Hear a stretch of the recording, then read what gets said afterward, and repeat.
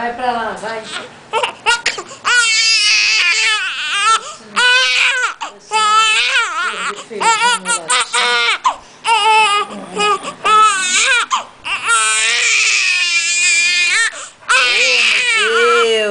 Peraí, deixa eu ver se ela bota o dedo na boca.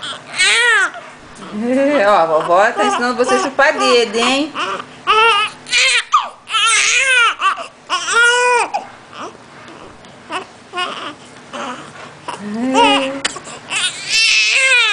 Oh, meu Deus!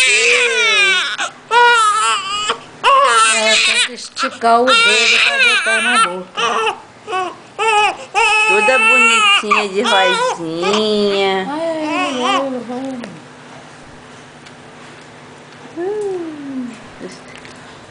Acabou. Deixa eu só completar 1 minutinho de minha filha.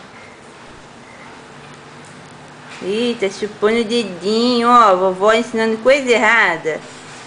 Tem que chupar chupetinha.